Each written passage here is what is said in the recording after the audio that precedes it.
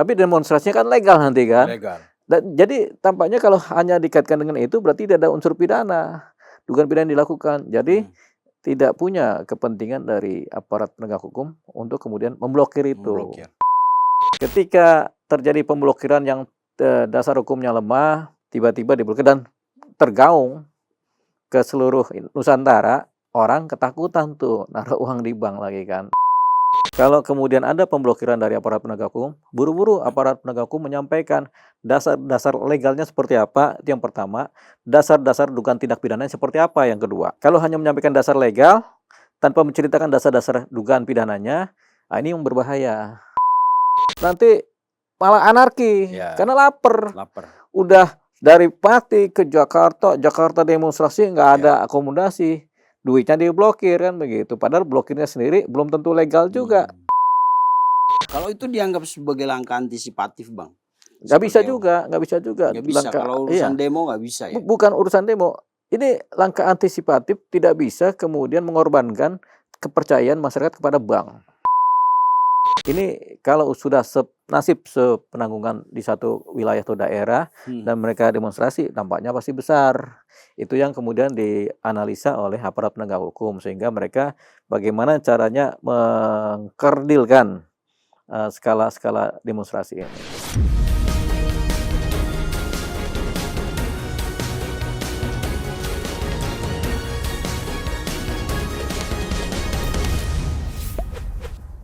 Selamat malam pemirsa cumi-cumi.com dimanapun berada.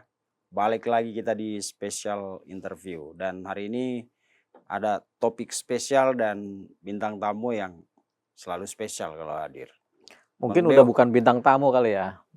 Teman diskusi. Teman diskusi aja deh. Iya, soalnya kita bukan bintang juga. Iya, kalau netizen udah bukan tamu juga. Anggap kita udah kayak duo. Padahal Bang Deo harus. Tapi Bang Wisnu kan belum pembukaan dulu sini. Kita tadi jeda. Sudah Bang langsung. Sudah langsung ya.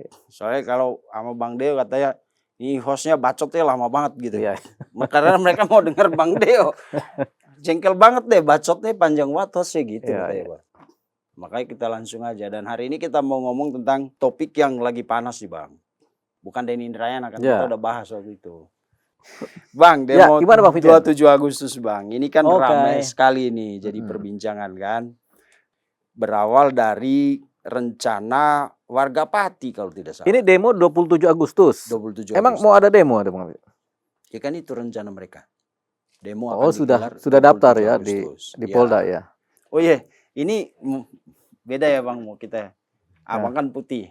Iya. Abang kan orang baik-baik lah. Iya, orang baik ya. Oh, kita kan golongan hitam. Iya. Hitam juga banyak yang baik. Oh iya. Banyak yang baik hitam. Malah sekarang yang baik-baik yang hitam-hitam.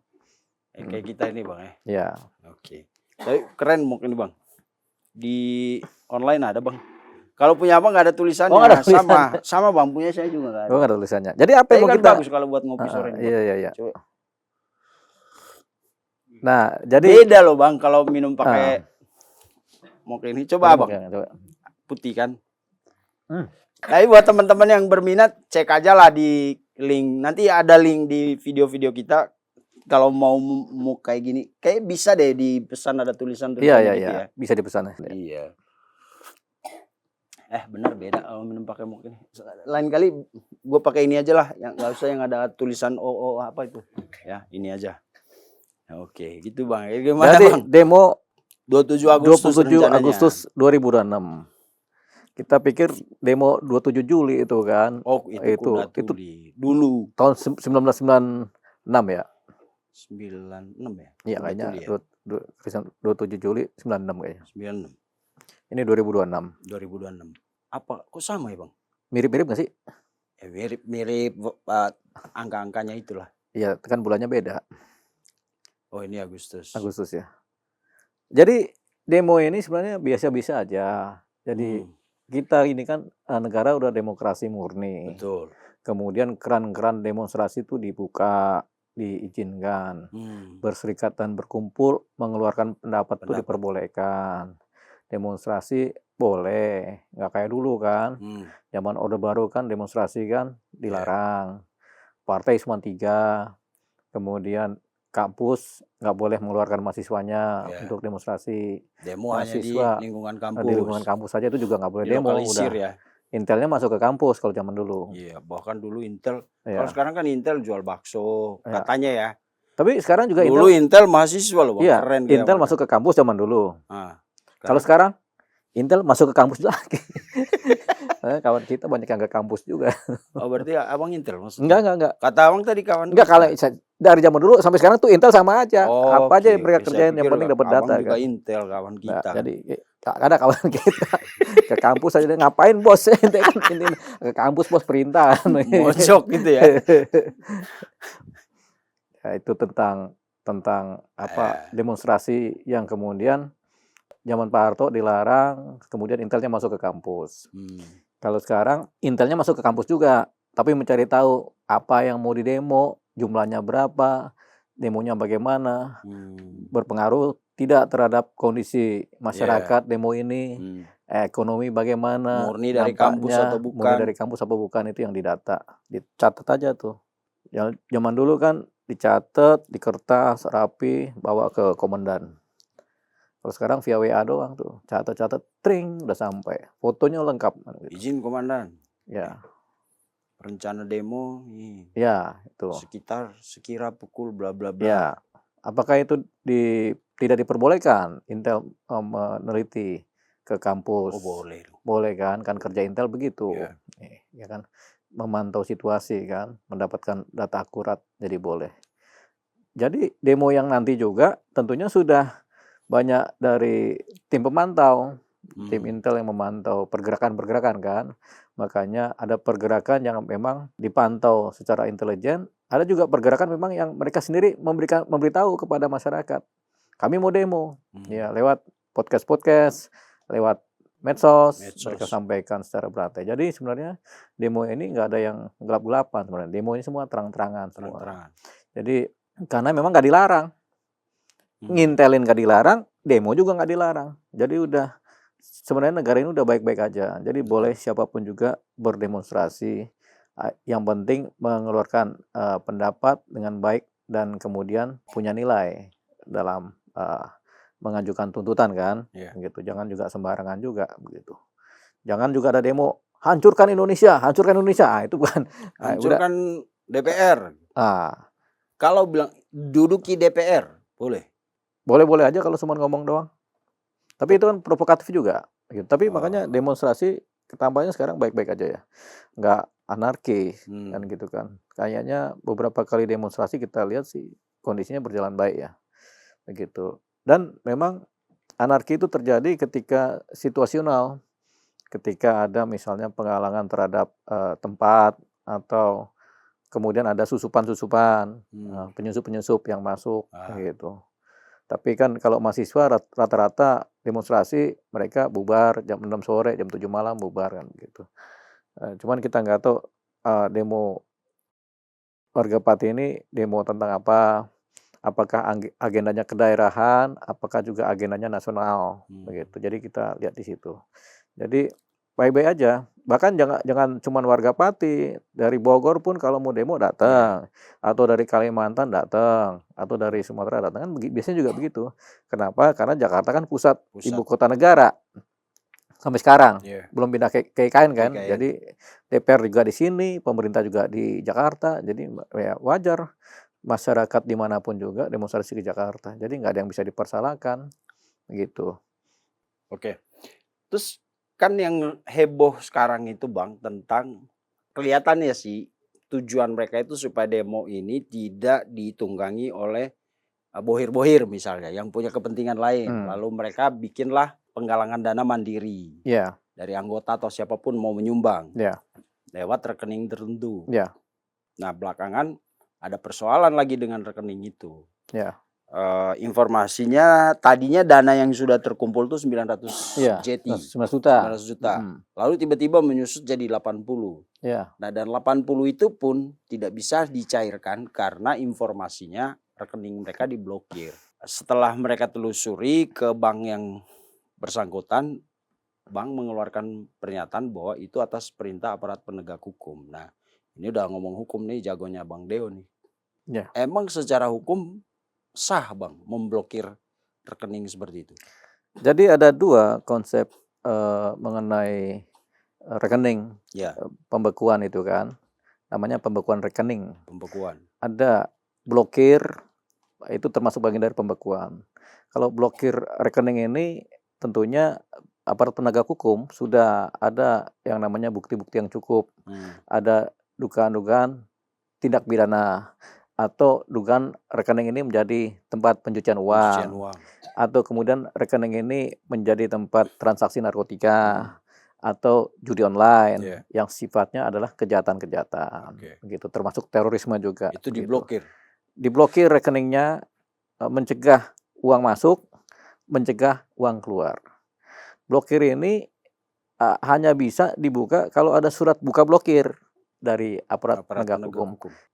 yang memblokir ini kan. Tapi dasarnya adalah indikasi-indikasi kejahatan, kejahatan-kejahatan, kemasyarakatan, kejahatan-kejahatan kenegaraan, begitu. Jadi terorisme, narkotika, Narkotika, kemudian pencucian uang. pencucian uang, uang korupsi segala macam, kemudian masalah judi online, Oh, judul gitu. juga. Ya.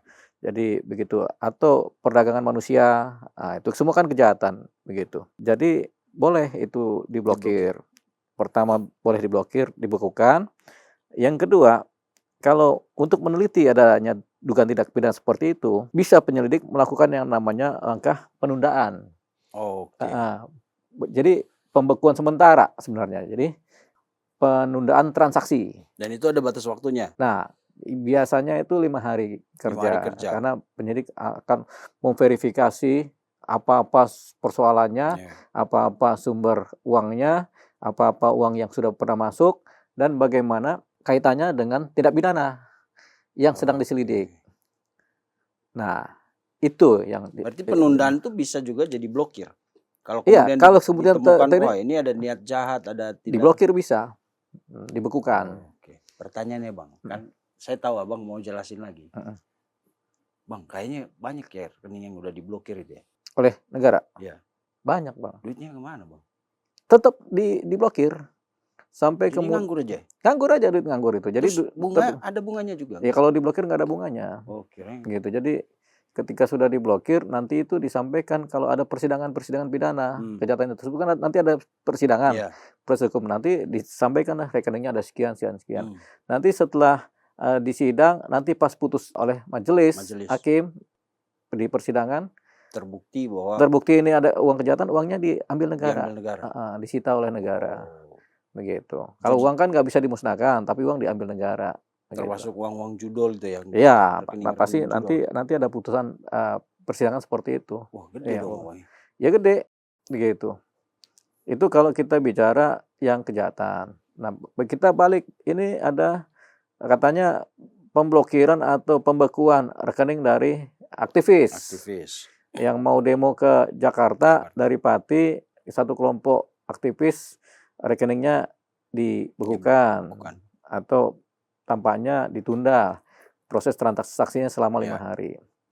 Tentu harus ada dasar hukum yang jelas mengenai penundaan atau pemblokiran ini.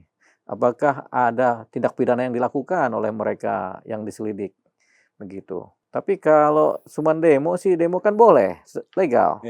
Jadi nggak ada dasar hukum sebenarnya untuk membekukan rekening siapapun juga. Dan ada izin ya kan demo itu Bang? Ada izin ya? Ya demo kan nanti ada izin. Penggalangan dana juga kan boleh-boleh aja.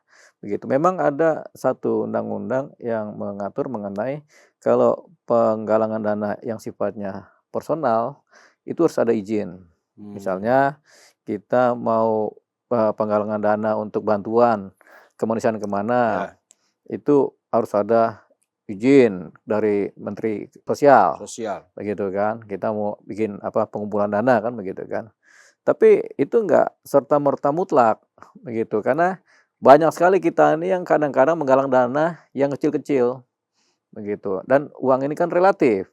Nah, jadi kadang kita mau demo, kita ayo kita kumpul-kumpul, dikumpulin ke si A ya uangnya. Supaya nanti dia bisa distribusikan buat akomodasi selama kita melakukan demonstrasi yang legal, begitu. Nah, pertanyaannya lagi, apakah pemblokiran atau pembekuan atau penundaan pencairan uang ini dari satu kelompok ini ada terkait dengan demonstrasi apa tidak. Tapi demonstrasinya kan legal nanti kan. Legal. Jadi tampaknya kalau hanya dikaitkan dengan itu berarti tidak ada unsur pidana. Dugaan pidana dilakukan. Jadi tidak punya kepentingan dari aparat penegak hukum untuk kemudian memblokir itu. Memblokir itu nggak ada kepentingan dari aparat penegak hukum karena semuanya legal. Gitu, kecuali diketahui ada potensi pencucian uang, TPPU, ada potensi kemudian judi online, ada potensi narkotika atau terorisme yang berat-berat. Tapi kan kita belum melihat di rekening ini tujuannya untuk apa. Kan kalau dicetuskan rekening yang dari Pati itu sampaikan kan untuk kepentingan penggalangan donasi buat acara demonstrasi, buat aksi kan, buat demo. Mereka mau demo tanggal 27, dana sudah ada. Itu kan rencana mereka kan, dana yang ada kan buat sewa bis, buat kemudian akomodasi makan minum di lapangan demonstrasi. Justru dengan akomodasi seperti ini, anarkisme malah berkurang. Dengan adanya uang-uang ini kan, uang demonstrasi. Jadi satu hal yang pasti, tidak ada demonstrasi yang nggak pakai uang.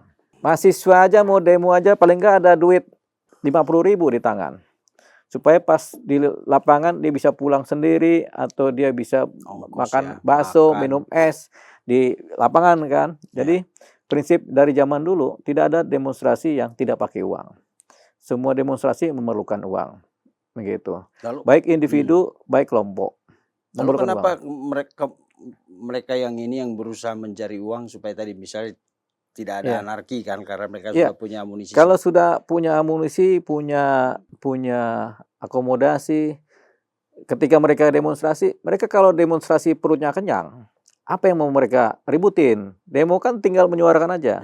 Tapi kalau mereka lagi demonstrasi menyuarakan suara, tiba-tiba lapar.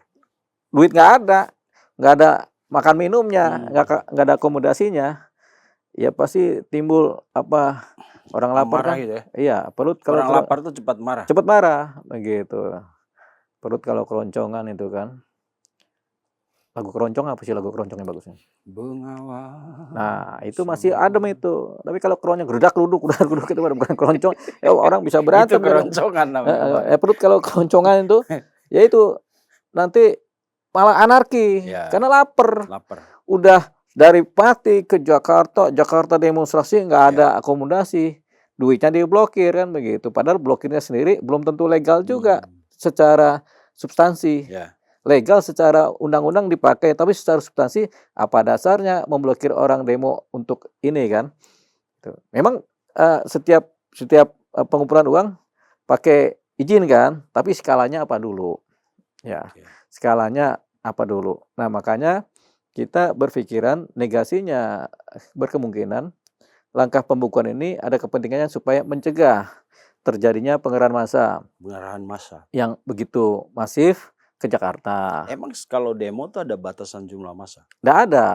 Tapi kan mencegah supaya menciptakan situasi kondisi yang kondusif begitu. Makanya mencegah pengerahan massa yang berlebihan gitu. Tapi itu juga sebenarnya dampaknya untuk kepentingan supaya kondusif kan.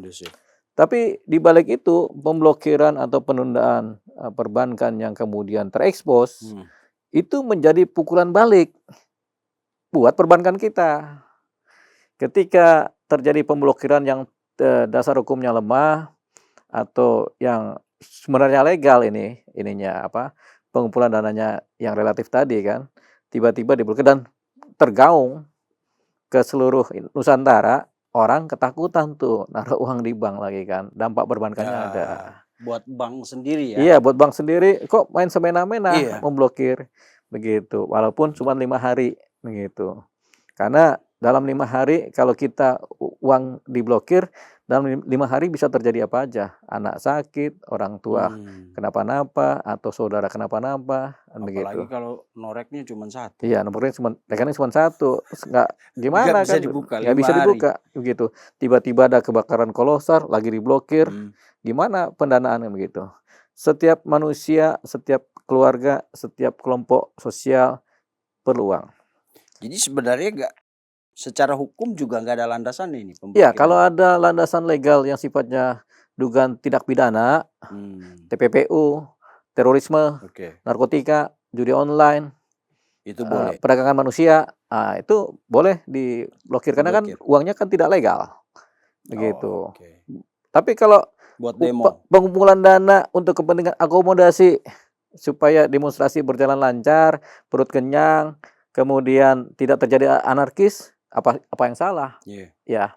Dan satu hal, undang-undang perbankan itu sebenarnya lebih kuat lebih kuat. melindungi sebenarnya individu dan masyarakat mengenai privasi keuangan. Data pribadi juga itu Data masuk pribadi ya. juga kan. Makanya kadang-kadang ada undang-undang yang lain yang lebih lemah posisinya itu nggak bisa mengintervensi kecuali memang dasarnya ada yang pidana-pidana tadi kan, kejahatan-kejahatan tadi kan.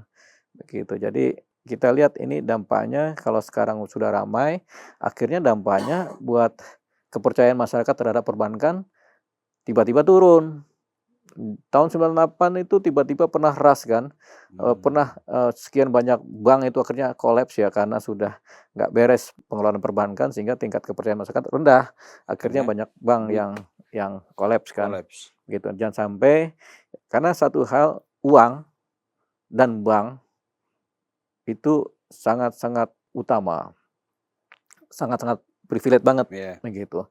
Kalau mereka terganggu dan timbul ketidakpercayaan masyarakat terhadap perbankan, ini bisa ambruk ekonomi, begitu. Makanya ini memang harus diklarifikasi benar-benar ini. Dasar pemblokiran seperti apa, pembukuan seperti apa. Tadi kalau ada kejahatan ya nggak apa-apa, faktual. Tapi kalau belum ada cerita tentang itu, baru duga-duga, belum bukti jebolan Maret main blokir aja, ini sudah satu kesalahan. Walaupun diizinkan, begitu. Yeah. Tapi ini kan berbahaya. Kalau itu dianggap sebagai langkah antisipatif, Bang. Nggak bisa juga, nggak bisa juga. Nggak bisa, Langkah, kalau urusan demo nggak bisa ya? Bukan urusan demo. Ini langkah antisipatif tidak bisa kemudian mengorbankan kepercayaan masyarakat kepada bank. Kecuali sudah ada indikator-indikator dugaan tindak pidana yang potensi sudah dilakukan, sudah terjadi, dan ada uang-uang ilegal.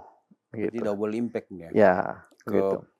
nasabah sama bank itu sendiri. Bank itu sendiri. Makanya kalau kemudian ada pemblokiran dari aparat penegak hukum, buru-buru aparat penegak hukum menyampaikan dasar-dasar legalnya seperti apa, itu yang pertama. Dasar-dasar dugaan tindak pidana seperti apa, yang kedua. Kalau hanya menyampaikan dasar legal, tanpa menceritakan dasar-dasar dugaan pidananya, ini yang berbahaya. Timbul kata semena-mena. Tapi kalau dasar-dasar legal disampaikan, misalnya dengan berdasarkan undang-undang nomor sekian, kami mengajukan pemblokiran. Satu, dasar legal. Yang kedua, dengan dasarnya adanya dugaan-dugaan tindak pidana yang dilakukan atau sudah terjadi dana masuk ke rekening tersebut yang berasal dari sumber-sumber yang tidak jelas atau dari tindak pidana terafiliasi dengan tindak pidana kan. Nah itu harus disampaikan, dua itu. Salah satu saja itu nggak cukup kuat. Dan ini harus disampaikan kalau sudah mulai timbul keramaian, timbul publikasi-publikasi yang berisiko juga buat perbankan kita. Oke. Lalu kemudian Bang, orang kan bertanya, apa sih yang ditakutin dari demo ini? Sampai sedemikian waspadanya aparat penegak hukum kita. Mungkin ya. Orang kan melihat, wah ini kok kesannya kayak negara, dalam hal ini institusi kepolisian kan kesannya kok takut gitu loh. Ya. Jadi ketakutan yang berlebihan terhadap sesuatu hal ya.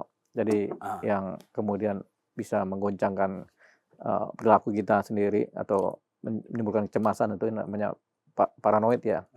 Parno. Nah, mungkin ada informasi-informasi intelijen atau ada terdahulu ada cerita-cerita conditioning, cipta kondisi dari berita-berita atau provokasi-provokasi pemberitaan yang mengarahkan bulan Agustus akan chaos. Bulan Agustus akan chaos kan begitu kan. 27 Agustus akan terjadi chaos gitu. Atau bulan Agustus. Ini kan udah sampai 1 bulan juga nggak ada apa-apa ini kan begitu. Seperti itu. Jadi antisipasi terhadap conditioning tadi yang mempengaruhi mental setting kognitif masyarakat, ini kemudian dipakai oleh aparat penegak hukum untuk jangan sampai terjadi kecaosan, terjadi seperti apa yang dipikirkan.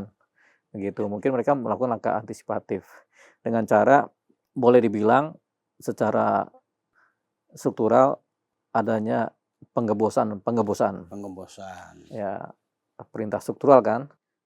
Penggembosan demo kan.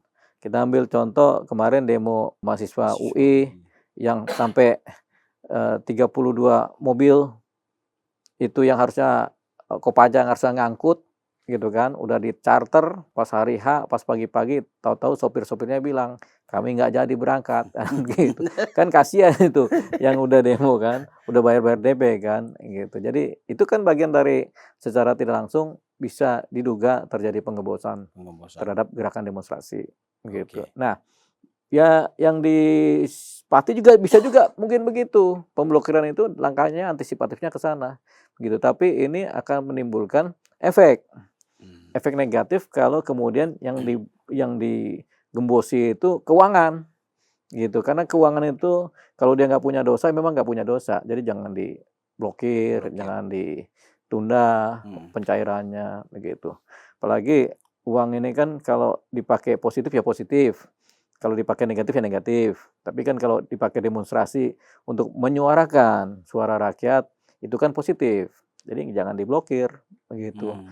Karena kalau diblokir malah nggak punya uang nanti. Kalau mereka nekat, jadi bondo nekat ke Jakarta, terus di Jakarta nggak dapat makan, duit nggak ada yang ngasih makan, akomodasi ya. Cenderung anarkis dong. Cenderung anarkis karena lapar. Siapapun juga kalau perutnya lapar juga jadi anarkis. Gitu. Jadi itu. Bang, tapi kalau berarti menurut Abang reaksi APH ini berlebihan?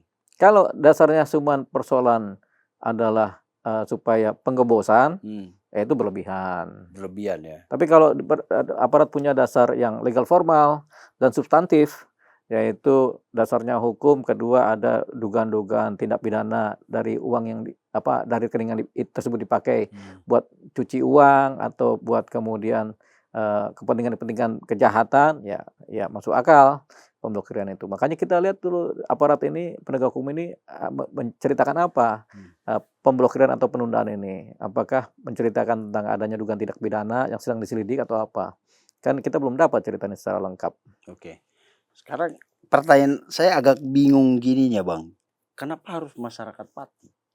Apa karena mereka punya track record yang bagus, sukses dengan aksi waktu itu berhari-hari di Pati sampai bupatinya nyaris dimakzulkan atau gimana? Pati ini kan salah satu kota di Jawa Tengah di Jadi ujung kayak nanti utara ya. Kesannya kayak mereka itu punya brand demo gitu loh Bang. Ya enggak sih, kalau brand demo sih di mana-mana demo ya. Iya maksudnya kan karena mungkin begini, masyarakat Pati ini memang punya niat yang pertama kohesif ya punya kelekatan antara mereka. Kedua mereka masif, begitu kan? Artinya punya kebersamaan yang kuat juga. Udah ikatan yang kuat. Begitu kelekatan ini skalanya gede. Ketika mau demonstrasi, ayo kita mau turunkan bupati di sini nggak mempan, ayo kita berangkat berbondong-bondong. Berangkatlah mereka tuh naik kereta penuh, gitu kan ke Jakarta kan. Itu yang namanya kebersamaan yang kuat, gitu. Secara psikologi sosial udah kesama nasib. Gitu. Kalau kita punya nasib yang sama, akan terjadi kayak di 98 kan kita nasibnya hampir sama semua kelompok kan. Nah di Pati juga mungkin nasibnya sama semua tuh, mereka dijolimi oleh bupatinya kali begitu. Jadi akhirnya mereka merasa senasib, sepenanggungan, akhirnya mereka kolosal kan. Dan ketika mereka mau demo ke Jakarta, walaupun agendanya agenda kedaerahan, tapi kemudian itu bisa berpengaruh terhadap nasional kan begitu. Jadi agenda nasionalnya itu perampasan aset itu. Perampasan aset. Benar kalau orang Aceh aja atau orang Papua yang mau demo-demo itu mereka deket aja ke Jakarta, itu demo semua tuh bisa juga mempengaruhi nasional kan. Mereka demo di Aceh aja agak berpengaruh terhadap nasional. Demo di Papua agak berpengaruh terhadap nasional kan pemberitaan karena isunya. Apalagi demo di ibu kota kan begitu. Jadi nggak cuma persoalan Pati.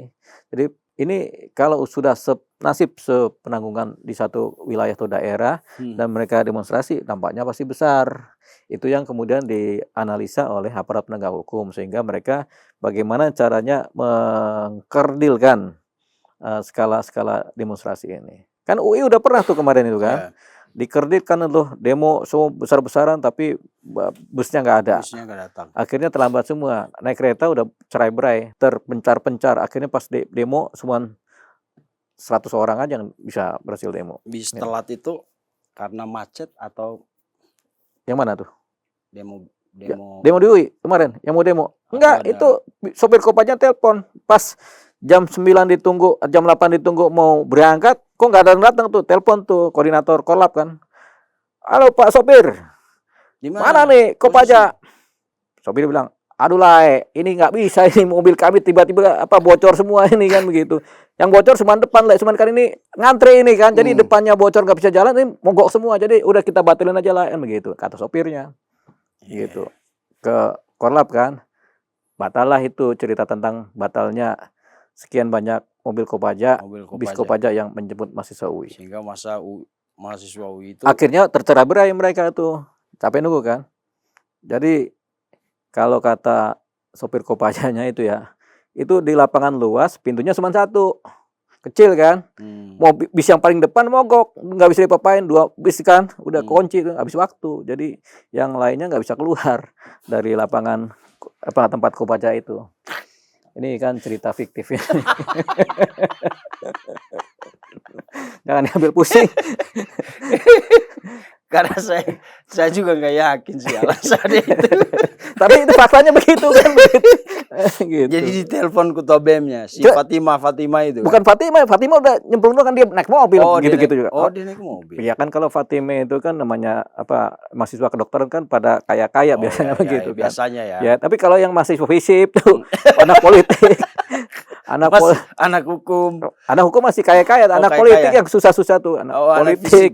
Banyak FISIP itu kan, mereka itu kan rata-rata anak-anak yang memang nggak termasuk ini, pokoknya mereka yang penting kuliah. Tapi jumlah mereka paling banyak itu, karena mereka orangnya yang care terhadap ini. Ya semuanya sih care ya, cuman kan kita lagi bicara tentang FISIP UI dulu aja lah. Ya, tapi kan kalau anak FISIP tuh jumlahnya lebih banyak dari anak kedokteran. Lebih banyak, dan mereka tuh orangnya tangguh-tangguh karena mereka jago-jago politik kan, jago-jago sosial semua kan begitu. Mereka yang nunggu di kampus UI di Depok itu kan. Tunggu jemputan. Nggak datang. Gitu, ditelepon sama Korlap di BEM itu kan. Bang, mana kenapa nggak datang, udah jam 8 ini kan gitu, kita mau jalan jam 8 gitu. Tadi dijawabnya tadi sama si Lai tadi. Bisa lah. Ini bang kita, ya kan? Iya. Sudah dibenerin bocor lagi. Iya, tapi ini cerita fiktif Bang Vincent. Dia bilang nanti. Kira-kira yang Pati juga ada cerita seperti itu, Bang. Ya mungkin nanti ada cerita seperti itu. Kemarin nggak tahu ini video benar apa enggak itu masa ini. Ada yang dilempar batu katanya begitu sampai di tol mana itu. Ya. Ada satu rombongan yang kaca depan mobilnya pecah, dilemparin batu dari atas jembatan. Nah, itu orangnya pakai masker. Ya, kita nggak bisa menduga dari mana kan, bisa orang kesel, bisa orang gila, bisa orang yang nggak puas, bisa orang. Tapi orang gila emang pakai masker, Bang. Banyak orang gila sekarang pakai masker. Takut. Iya banyak sekarang. Ini cerita asli apa fiktif? Asli. Ada orang gila harta, dia pakai masker, jalan kemana gitu. Gila ada kuasa. Orang gila kuasa begitu. Ada gila korupsi juga gitu banyak. Karena kasus langsung pakai masker gitu. Nah, ini kan di sosial media ini banyak sekali di list tuh. Pati 20 bis, ini 30 bis. Saya bayangkan itu yang dimaksud penyampaian secara transparan di medsos. Jadi sebenarnya kita nih kalau sekarang tim-tim intel negara ini nggak perlu capek-capek sebenarnya mendata. Mereka kalau menginteli suatu situasi dan keadaan tuh cukup dari medsos saja tuh, lokasi setempat di medsos setempat tuh keluar semua tuh. Karena orang-orang Indonesia tuh kan doyan medsos tuh, doyan publikasi, flexing. Jadi pasti mereka beritain tuh, kami siap dengan tim kami berapa orang, bla bla bla kan begitu. Kan masuk di medsos. Ya, intel tinggal pantau, oh segini jumlahnya. Kan begitu. Kan medsos banyak hoax juga, Bang. Iya, tapi orang Intel jago-jago. Hitung-hitung kan ada sudah 500 akun nih. Hitung total masa 1 juta. Ternyata yang datang cuma 100. Polisi udah kerahkan berapa kompi untuk ngawal. Gara-gara hitungan medsos tadi kan. Kan 500 akun ya Kak. 500 akun nih Bang. Kita datang dengan masa sekian. Di total sama Intel kan. Wah 1 juta nih besok. Nggak, Intel yang di Jakarta nih. Ini banyak banget data ini di medsos ini. Coba lokal gimana? Itu. Enggak dan, gitu. Kan ada yang lokalnya kan gitu. Kamu paham banget ya. Enggak, kalau lokalnya pasti gitu. Enggak dan, enggak segitu dan, cuma sedikit aja kan begitu. Oke. Oh, Gitu. mereka nggak cuman medsos. Iya. Ini ada info ini 500 Iya. akun. Iya. Total masa 1 juta. Iya. Pati gimana? Lapor dan cuman segini gitu ya. Iya. Lapor dan sudah banyak teranulir. Oh, sudah berarti sudah bekerja, sudah benar kan gitu. Oke, yang lokal. Yang lokal begitu. Abang Do paham banget kalau ngomong intelijen ya. Enggak, kita suka ngintelin anak buah kita. Ya kerja kok nggak benar-benar. Saya jadi takut sama Bang Deo nih. Nah, gitu Bang Vincent. Oke, terus nanti sampai di Jakarta Bang. Ini kan saya sih yakin yang bikin gede ini adalah cerita-ceritanya. Iya, jadi Bukan begini. yang bilang, oh nanti akan kayak sebelumnya kan Ya. ada kondisi di mana sejumlah mall tuh naikkan pagar tinggi Ya, gitu kan. Itu bagian dari traumatik masa lalu. Nah, hampir setiap demo zaman dulu itu selalu ada yang dibakar, ada yang terbakar, ada kerusuhan, gitu kan. Nah, sebenarnya bagian dari traumatik dan pengalaman masa lalu yang kemudian diakumulasikan dalam bentuk konteks tindak lanjut, cegah tangkal namanya. Cegah tangkal. Atau bahasa sederhananya adalah antisipasi. Jadi memang wajar mal-mal mengantisipasi isu-isu yang beredar. Isu ini harus ditanggapi serius walaupun isu. Jadi banyak mal yang kemudian membuat pagar tinggi-tinggi kan. Kemarin kan sudah terjadi tuh berapa belas mal kan bikin pagar yang tinggi-tinggi. Mereka cegah tangkal dan antisipasi. Dan nggak bisa dipersalahkan. Tapi kemudian dampaknya psikologis lagi. Dampak psikologis yaitu dengan begitu menimbulkan perasaan tidak aman di bernegara kan begitu. Kok orang ketakutan tinggi-tinggi. Makanya negara harus memecahkan persoalan trauma tadi. Trauma sama kemudian pengalaman masa lalu itu direpress supaya tidak timbul lagi. Karena orang kalau traumatik dia akan melakukan apa saja untuk menjaga supaya suatu keadaan yang dulu terjadi yang menimbulkan bencana tidak terulang lagi. Isunya kan agenda yang mereka mau bawa itu selain tadi masih lanjutan Pati kemarin perampasan aset. Padahal DPR udah menyatakan bahwa mereka udah membahas, bahkan Habibur Rahman kalau tidak salah ya, Ketua Komisi 3 memastikan bahwa sebelum Desember undang-undang perampasan aset itu udah disahkan. Ya nggak apa-apa kan, mereka namanya demonstrasi menyuarakan pendapat kan gitu. Bahkan besok pun undang-undang perampasan aset disahkan juga, sekarang demo juga nggak apa-apa begitu. Jadi nggak ada persoalan. Oke, lalu kenapa sedemikian reaksinya itu kayak mengerikan kesannya demo ini? Nggak tampak mengerikan, biasa aja. Ya ceritanya kan kayak tadi dari Pati 20 bis, ini berapa bis? Ya tergantung sudut pandang ya. Tapi kalau pihak kepolisian ada demo, tentu kan mereka yang bertanggung jawab kan. Tentu ada backupan juga dari militer kan. Betul.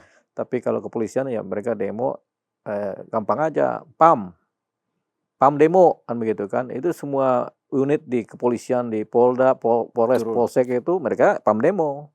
Gak ada yang kerja tuh di dalam, sedikit aja yang di dalam kerja tuh di kantor kan. Mereka di lapangan semua.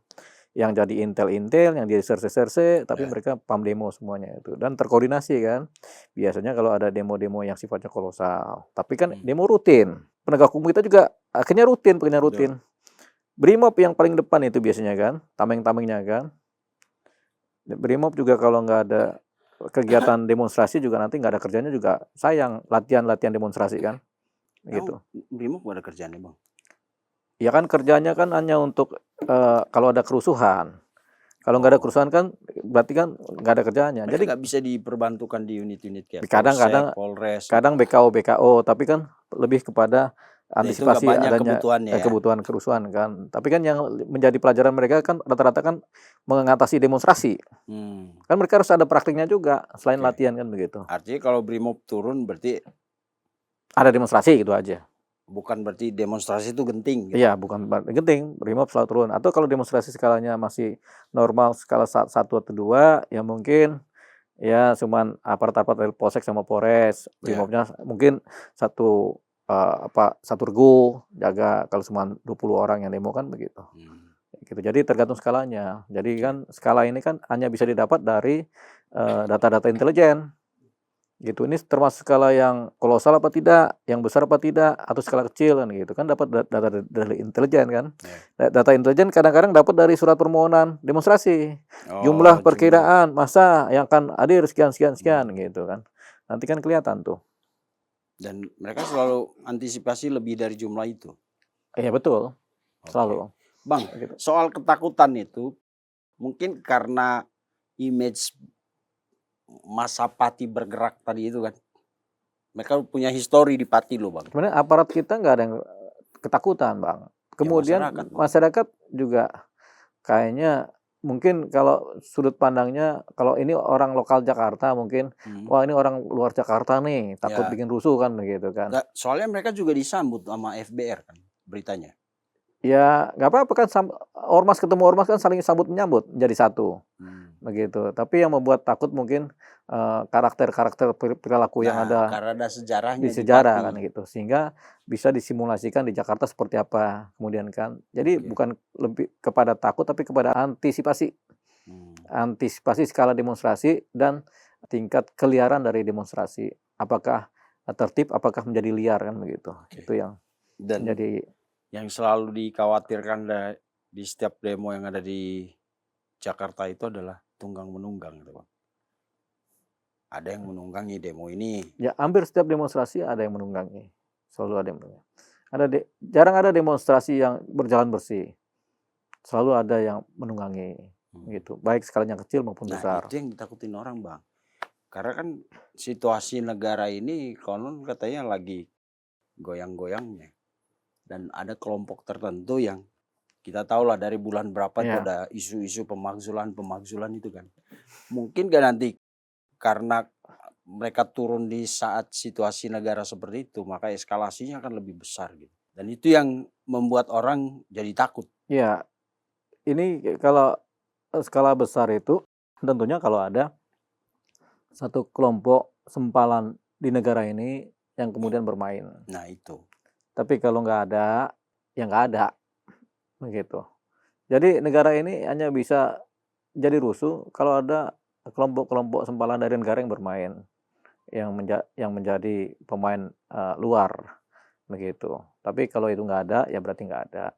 Timbul demonstrasi yang liar itu sifatnya nanti sporadis ya, cuma satu skala doang terus selesai gitu. Tapi kalau ada kelompok-kelompok sempalan negara yang bermain, bisa panjang, bisa berhari-hari. Gitu. Tapi kalau nggak ada ya nggak ada. Oke, kalau menurut intuisi Abang? Ya nggak ada. Nggak ada. Serius nih Bang? Nggak ada. Paling oposan-oposan yang tidak puas dengan proses bernegara yang sekarang berlangsung, tapi mereka nggak punya kekuatan pengerahan kan, kekuatan intelijen pengerahan nggak ada, akomodasi juga nggak ada. Jadi kunci dari demonstrasi yang kemudian bikin babak belur negara, kalau masyarakat itu merasa senasib dan sepenanggungan dengan pendemo. Dengan pendemo rasanya sama, tuh kuncinya. Dan itu eskalasinya luas, itu natural gitu ya. Natural, luas dan masif gitu. Dan itu susah dicegah. Dan selalu ada sempalan negara yang kemudian tidak puas juga. Tapi dalam konteks berkedudukan di dalam negara juga.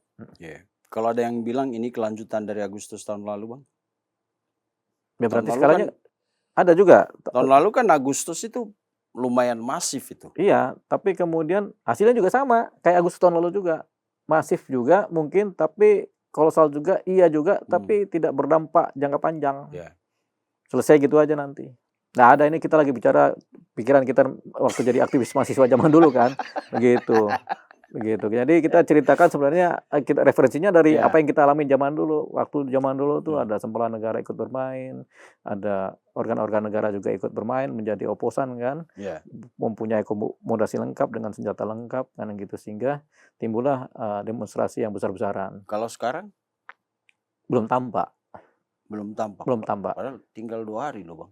Makanya 2 hari itu belum tampak juga gitu. Jadi kita mungkin bisa simpulkan kemungkinan terjadinya demonstrasi itu sejauh-jauhnya adalah seperti Agustus tahun kemarin yang Bang Minten cerita itu, yang kemudian dampaknya juga nggak begitu panjang. Kemarin itu Bang, walaupun cuma 2 hari kalau. Iya. Tapi dampaknya nggak ini, kecuali tadi kuncinya senasib sepenanggungan. masyarakat merasakan hal yang sama dalam arti yang seluas-luasnya. Bisa. Sekarang masing-masing dari kita sebagai pribadi-pribadi dalam masyarakat ini punya rasa yang sama nggak? Bang Fijan rasanya gimana? Rasanya Mau mati rasanya gitu. peteng gitu apa sih Bang? Bahasa Jawa kan Abang orang Jawa. Apa? Peteng. Ya itu peteng. Rasanya peteng, lagunya Didi Kempot. Iya, rasanya sakit banget. Dalam banget, kayak mau mati rasanya gitu. Oh gitu ya. Cerita lagi lah Bang, pengalaman demo kayak apa gitu. Banyak kalau cerita. 5 hari nggak cukup. Yeah. Soalnya kalau kita cerita demo, kalau benar-benar tuh kita kebanyakan tidur. Tidur, orang lagi ingatannya. Iya, orang lagi rapat-rapat, mau demonstrasi, kita udah capek, kita tidur aja gitu. Tidur kan lama itu kan, berjam-jam tuh. Jadi kalau kita cerita tentang bagaimana kita tidur dan bermimpinya tuh bisa 5 hari nggak kelar tuh.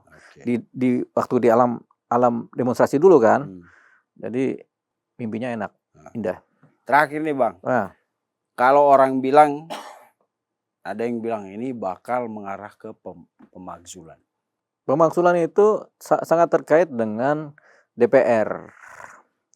DPR, siapa yang menguasai DPR, dia yang bisa memaksulkan. Kalau orang bilang ini awal dari skenario people power. People power kalau nasib sepenanggungan. Mana Bang kali ini? Memang begitu. Pemaksulan tuh ya Gus Dur pernah dimaksulkan. Nah, itu. Karena persoalannya DPR kan. DPR kan kemudian ya kan siapa yang terbesar menguasai DPR itu kan, dan MPR. Sekarang kita lihat di DPR MPR kita siapa yang menguasai? Apakah pemerintah menguasai DPR MPR? Kan begitu. Kalau pemerintah menguasai DPR kan berarti tidak terjadi pemaksulan. Gitu. Kalau people power, harga kebutuhan pokok sudah mencekik, pengangguran sudah tinggi, orang sudah nggak bisa makan, banyak orang menderita, akhirnya apa? Pemberontakan terjadi kan, gitu kan? Selalu pemberontakan dalam suatu negara terjadi karena tidak makan, tidak ada kerja. Oke, termasuk yang tadi kita bilang itu ya, sebaiknya jangan diblokir. Iya. Kalau nanti mereka demo lapar makin marah. Itu. Makin marah. Berarti kesimpulannya besok tuh ya masih skalanya ini penyampaian aspirasi. Gitu. Iya. Bentar, Bang Fijan ngomongin blokir-blokir, nanti rekening Bang Fijan diblokir loh. Janganlah, jangan. Iya, duitnya banyak soalnya. Nggak ada Bang, kan mau kita. Kalau lagi nggak punya duit ini, blokir aja deh. Duit nggak ada. Ya kan, paling 5.000. Tapi Bang, menurut Abang, kan kadang demo tuh dilihat dari isunya. Menurut Abang isu perampasan aset itu?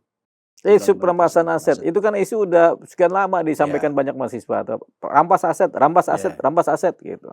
Artinya dari isu itu aja estimasi eskalasinya itu pasti nggak akan luas gitu ya? Nggak akan luas karena sudah didengung-dengung dan sudah dikerjakan oleh DPR.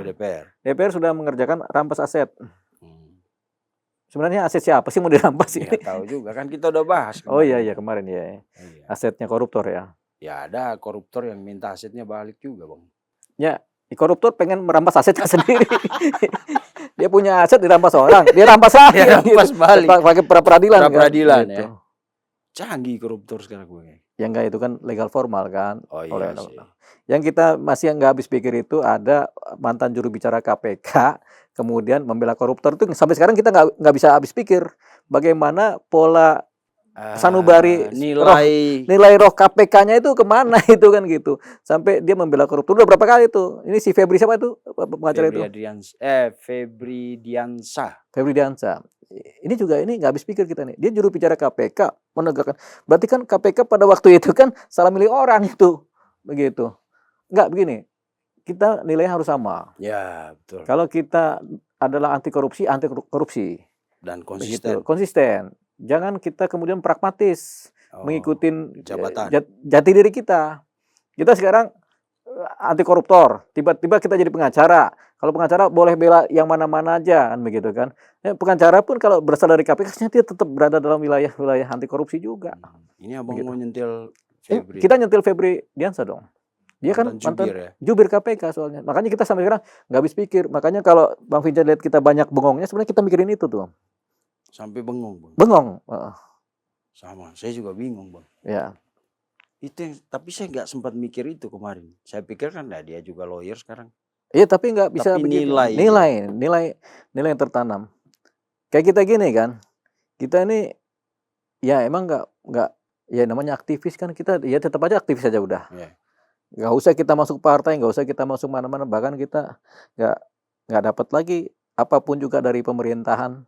Kita nggak nyari uang dari pemerintahan kan, Ya. kita hati-hati nyari uang dari pemerintahan malah kita disangka kejeblos korupsi lagi kan. Betul. Salah-salah bekerja kan. Tapi dulu waktu kita lahir memang kita dapat uang dari pemerintahan. Yeah. Soalnya bapak kita tentara. Abang anak kolong ya. Iya, bapak kita tentara, ya kita sampai SMA ya kita makan dari negara. Yeah. Tapi negara ini kan punya masyarakat juga. Betul. Bukan punya pemerintah sekarang. Negara ini kan punya kita juga kan gitu. Jadi sah-sah aja.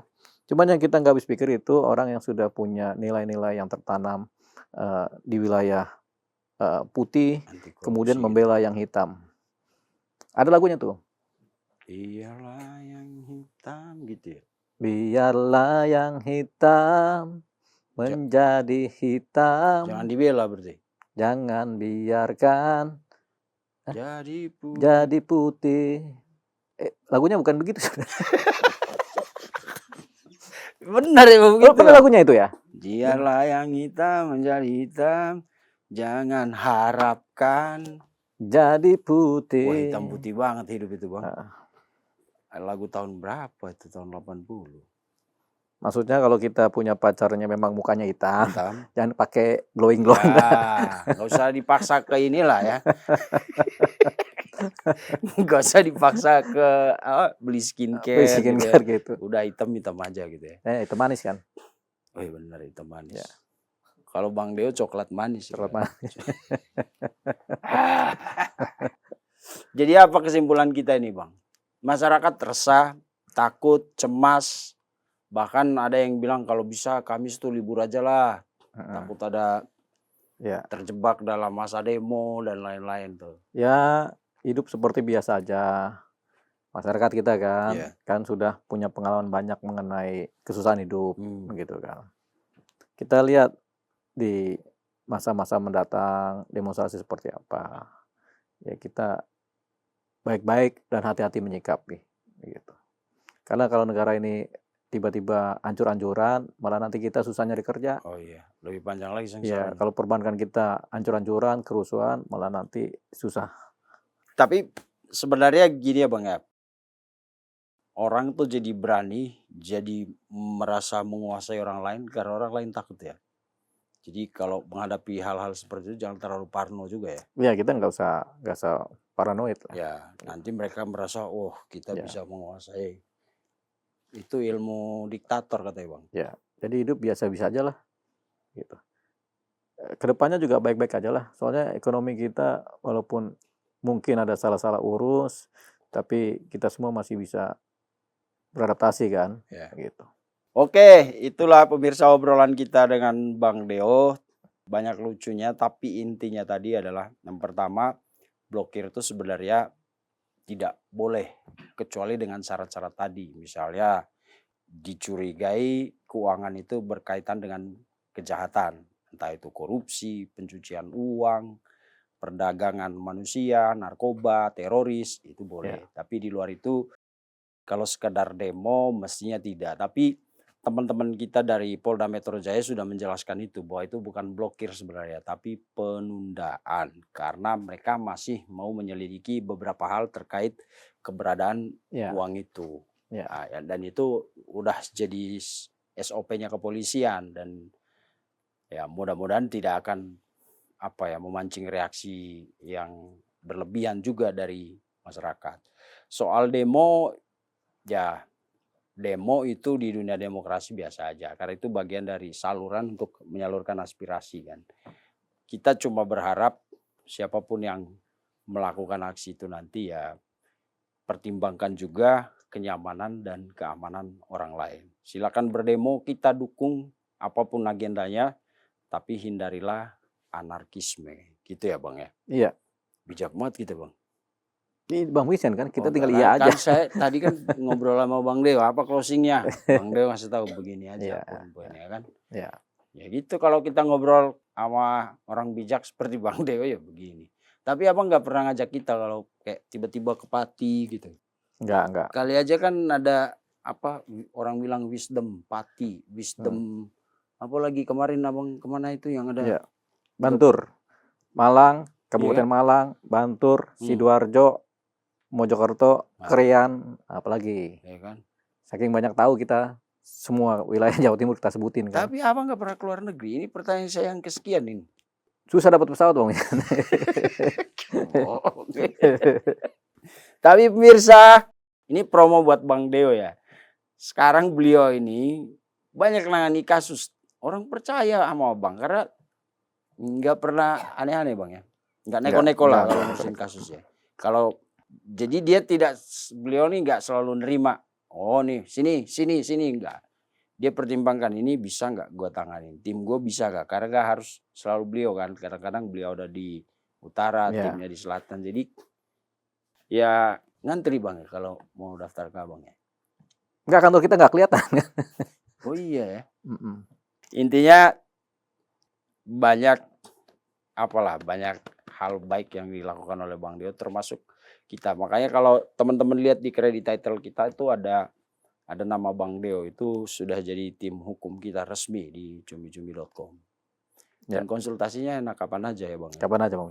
Jadi kalau Bang ini beritanya boleh nggak? Ya kalau pingin mengalami pengalaman ditembak sih boleh aja gitu jawabannya. Artinya itu udah merah, nggak boleh diangkat. Jadi topik kita di sini aman semua ya Bang. Jadi sebenarnya semua berita, semua cerita boleh diangkat. Ya. Bagaimana kita menceritakannya aja. Oh iya, kayak berarti kita luput dari misalnya nanti tiba-tiba Bang DI itu screening, kita lewat ya Bang ya, aman ya? Gak aman juga. Ayo, dan Indrayana di mana sih orangnya itu sekarang tinggal? Lah semalam kan ada di Rakyat Bersuara. Oh ada, berarti selama ini di Australia. Di Australia, dia sebel kali, mungkin dia berangkat aja ke sini deh, biar dia cerita macam-macam gitu kan. Pokoknya kita megang kata-kata Bang Deo tanggal 27 itu aman. Aman-aman aja. Soalnya gue mau ke daerah Jakarta Pusat. Ya aman. Aman ya Bang. Naik motor juga aman. Aman aja Bang Jan. Kalau sekarang. Sekarang situasinya masih aman. Sampai sekarang masih aman, sampai besok soalnya juga aman. Ngomong demo 27 tuh ngeri-ngeri sekali ceritanya masih aman. Ini Bang. Nggak sesangar yang diwartakan di sosmed itu ya. Enggak. Oke, ya udah, terima kasih Bang Deo. Pemirsa, sampai jumpa di episode selanjutnya. Pasti kita pengen kan ekspresi mengedepankan estetika kan disampaikan. Jelas tadi mendengarkan.